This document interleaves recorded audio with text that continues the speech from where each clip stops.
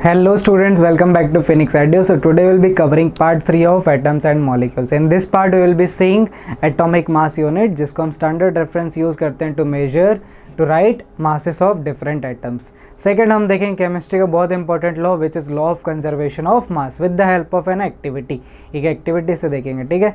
Now let's start the topics without wasting time. So first topic is different atoms के बाद different properties होती है, हमने पढ़ा. उसमें से ये एक प्रॉपर्टी होती है mass is a physical property.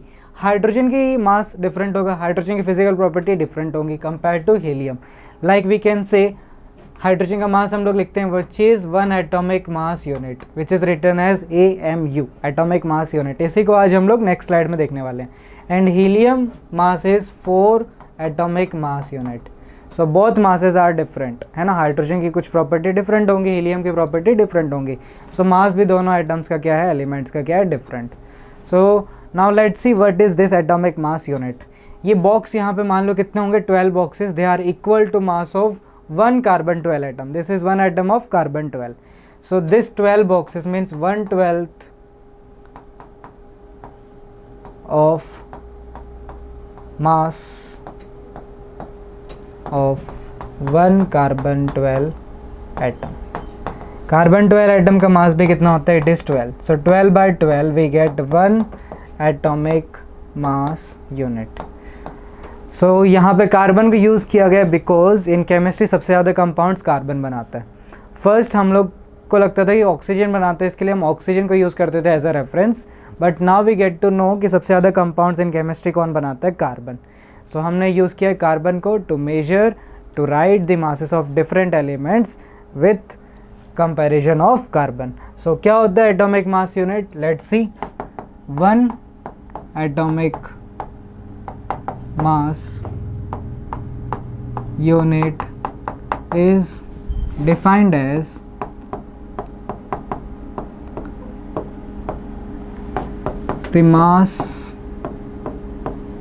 the mass of 1/12 of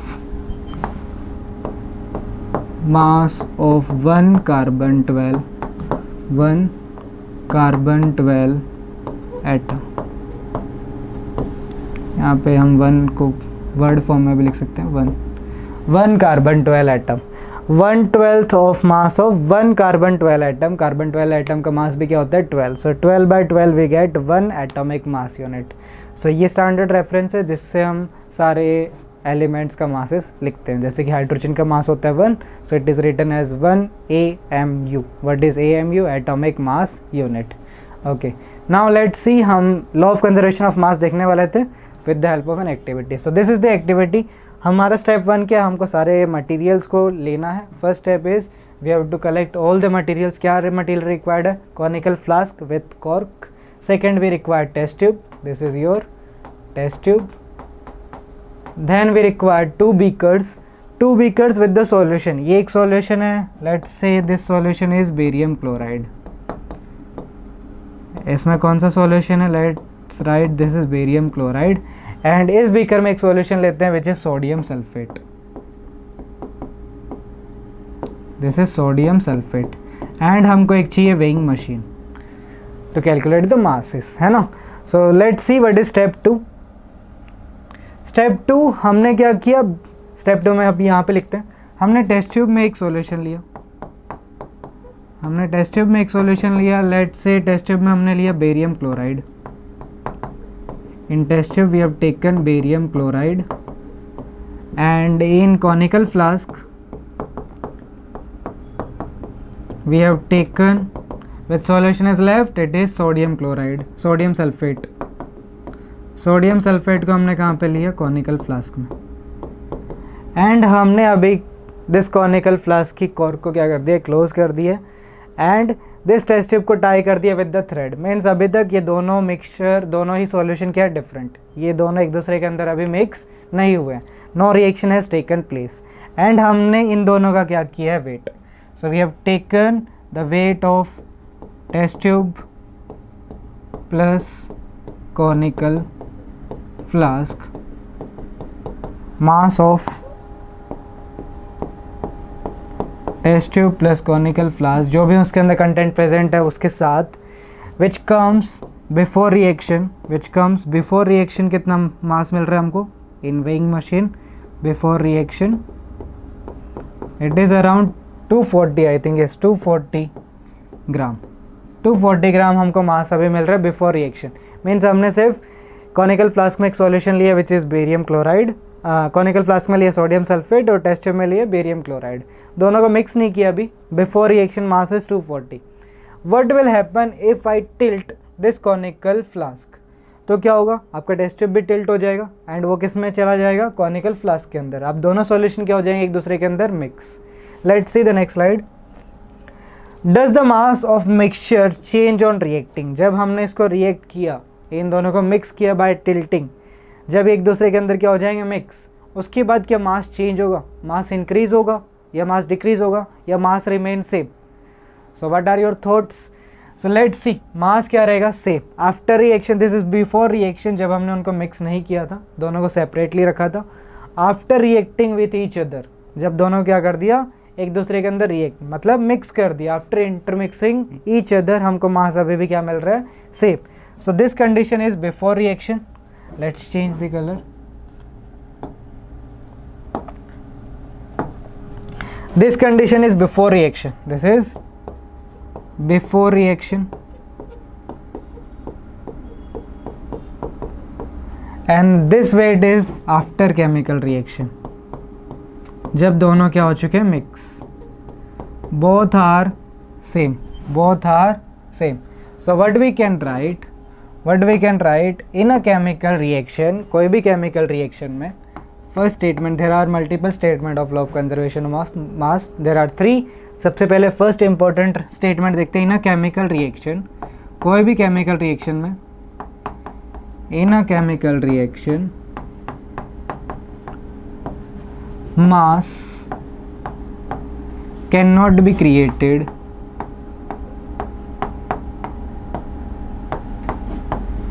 nor be destroyed. इसका मतलब कि मास ना तो क्रिएट कर सकते हैं ना हम उसको डिस्ट्रॉय कर सकते हैं। मीन्स यहाँ पे अगर 240 है तो वहाँ पे 241 नहीं हुआ है। अगर 241 हो जाता है इस मीन्स मास क्रिएट हो चुका है, बट ऐसे मास क्रिएट नहीं होता। सेकेंड थिंग, अगर यहाँ पे 240 है, अगर वहाँ पे 239 हो जाता, एक मास कम हो जाता, तो वी कैन से मास डिस्ट्रॉय हो चुका है, बट ऐसा भी पॉसिबल नहीं है। कोई भी केमिकल रिएक्शन में मास को हम ना तो क्रिएट कर सकते हैं ना मास को डिस्ट्रॉय कर सकते हैं। सो this is one statement of law of conservation of mass. Second, हम लोग इसको देख के ही बना सकते हैं, क्या हो सकती है second statement, law of conservation of mass says mass of reactant, reactant means before reaction, जो बिफोर रिएक्शंस आपके प्रोडक्ट होते हैं उनको बोलते हैं रिएक्टेंट। बिफोर रिएक्शन अभी आप लोग ऐसा समझ सकते हो, before reactions is equals to mass of product. Product means the substance which are produced after chemical reaction. After reaction. So these are the two statements. In a chemical reaction, mass को ना तो create किया जा सकता है, mass can not be created nor be destroyed. Second statement, that the mass of reactant is equals to mass of product. Mass of reactant means the substance which are present before reaction, mass of product मतलब the substance which are present after reaction are same, the masses of that substance are same। जैसे कि हम लोग यहाँ पे देख पा रहे हैं, before reaction the mass was 240 gram and after reaction it is also 240 gram. Okay, so इसके बेसिस पे अब हमारे पास एक क्वेश्चन है which is in text. So let's see वो क्वेश्चन को भी सॉल्व करते हैं तो आपको और ज़्यादा क्लैरिटी मिलेगी। So this is the question, NCERT in text question आपके पेज नंबर 32 पे है। Let's see the question. In a reaction, एक रिएक्शन हो रहा है जिसमें 5.3 ग्राम आपको दिया हुआ है sodium carbonate. Okay, sodium carbonate is reacted with 6 gram of acetic acid. Okay, means ये दो सब्सटेंस एक दूसरे के साथ रिएक्ट कर रहे हैं, मीन्स दे आर रिएक्टेंट, जो रिएक्शन से पहले हैं हमारे पास। और प्रोडक्ट्स मतलब जो आफ्टर रिएक्शन हमारे पास मिले वो क्या है, 2.2 gram of carbon dioxide, 0.9 gram of water and 8.2 gram of sodium acetate. Okay, चलो इसके एक रिएक्शन लिख देते हैं पहले। ये रिएक्शन बनाना आप लोग कौन सी क्लास में देखोगे, ये रिएक्शंस बनाना आप लोग सीखोगे 10th क्लास में, ठीक है। लेट्स आई कैन राइट चलो हम वर्ड फॉर्म में भी लिख सकते हैं आप लोग की सिंप्लिसिटी के लिए। सबसे पहले क्या दिया हुआ आपको, सोडियम कार्बोनेट। सोडियम कार्बोनेट किसके साथ रिएक्ट कर रहा है, acetic acid plus acetic acid, और ये दोनों रिएक्ट करके क्या दे रहे हैं, let's see the substances. Carbon dioxide, carbon dioxide की डायरेक्ट हम फॉर्मूला लिख सकते हैं विच इज़ CO2। फिर वाटर दे रहा है, वाटर के भी फॉर्मूला लिख देते हैं विच इज़ H2O प्लस, और क्या दे रहा है ये, it is giving sodium acetate, this is sodium acetate. अब इनके मासेस लिख देते हैं हम लोग, क्या क्या मास गिवन इनके। 5.3 gram of sodium carbonate, use different करो, लेट्स सी वाइट ले लेते हैं। सोडियम कार्बोनेट का हमको मास कितना दिया हुआ, it is 5.3, so 5.3 gram of sodium carbonate plus acetic acid is 6 gram will give you, so carbon dioxide कितना given, it is 2.2 gram, water is given as 0.9 gram and sodium acetate is given 8.2 gram. And हमको पता है इस side को हम लोग क्या बोलते हैं, this side is known as, जो बिफोर रिएक्शन के साइड है, before reaction side is known as reactant. इस साइड को हम लोग क्या बोलते हैं, रिएक्टेंट, जहाँ पर रिएक्शन अभी हुआ नहीं है, the substance which are required for reaction. And after chemical reaction जो चीज़ प्रोड्यूस होती है उसको क्या बोलते हैं, product. Now let see mass of reactant is equals to mass of product हो रहा है या नहीं। 5.3 प्लस 6 इज 11 पॉइंट, यहाँ पे लिख देते हैं mass of reactant. Mass of reactant कितना आ रहा है, 5 plus 6 is 11.3 gram, 11.3 gram. Is this equal to mass of product, ये मास ऑफ प्रोडक्ट के इक्वल है क्या, which is 2.2 plus 0.9 which is 3.1, 3.1 plus 8.2, it is also 11.3 gram, it is also 11.3 gram. ये 11.3 gram क्या आपका mass of product, product side का मास। So yes, before chemical reaction the mass was 11.3, after chemical reaction it is also 11.3 which is mass of product. So we can say that this observation shows that law of conservation of mass follows in this chemical reaction. So yes, this is all for today. In the next videos we will see the next law which is law of constant proportion. उसके बाद हम ये दोनों law से जो एक theory बनाई है which is from Dalton's, वो देखें हम Dalton's atomic theory. So stay tuned for the future videos and keep learning, keep growing.